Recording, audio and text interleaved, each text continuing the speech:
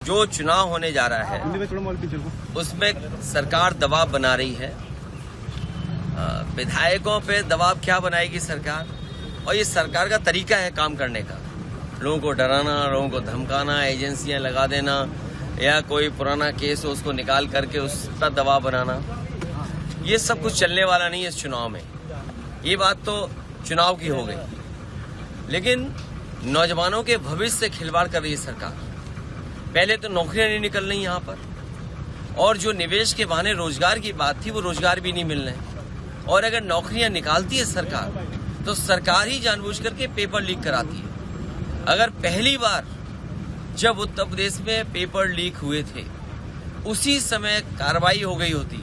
आज तो डायलॉग चल रहे हैं, अखबारों में देखिए डायलॉग हैं, सरकार के डायलॉग हैं। अगर पहले दिन ही कार्रवाई हो गई होती तो नौजवानों को नौकरियां मिल गई होती, नौकरियों के ये पेपर लीक नहीं होते।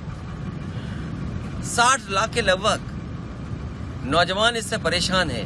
पुलिस भर्ती, आरओ और दूसरी वाली नौकरी निकली है, उसके भी छात्र नौजवान चाहते हैं कि ये पर्चा दोबारा हो, री एग्जाम हो। आखिर सरकार कर क्या रही है?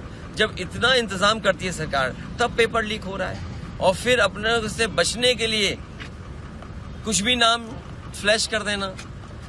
छापने वाला कौन है? छापने वाले से लेकर के लाने वाला कौन है? किसकी सिक्योरिटी के अंदर पेपर्स लाए जाते हैं? एक प्रोसीजर, लेट डाउन प्रोसीजर है। क्या सरकार के लोग शामिल नहीं है उसमें? तो सीधा आरोप है कि सरकार के लोग ही शामिल है जिनकी वजह से पेपर लीक हुआ है। नहीं, सरकार पेपर छपवाती है, सरकारी पेपर लाती है, सरकारी डिस्ट्रीब्यूट करती है, तो कौन दे रहा है पेपर? ये तो सवाल आपको सरकार से पूछना चाहिए। तो इसके पीछे मंशा क्या होगी सरकार की? सरकार की नीयत ये है कि नौकरी नहीं देनी पड़े उन्हें।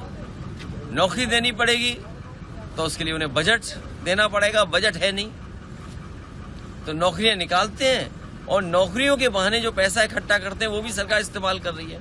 कई सौ करोड़ रुपया इकट्ठा हुआ होगा। तो छात्र नौजवान जो गरीब है वो जमीन बेच करके या अपना किराए पर लेकर के, उधार लेकर के पैसा, तब नौकरी के लिए आया है, फॉर्म भरा उसने। और सरकार ने कितनी नौकरियां दी होंगी अभी तक? और अग्निवीर जैसी व्यवस्था कौन स्वीकार करेगा? अग्निवीर कौन स्वीकार करेगा? जहां लाखों लाख नौजवानों को साल में नौकरी मिलती थी, उस नौकरी को क्यों रोका इन्होंने?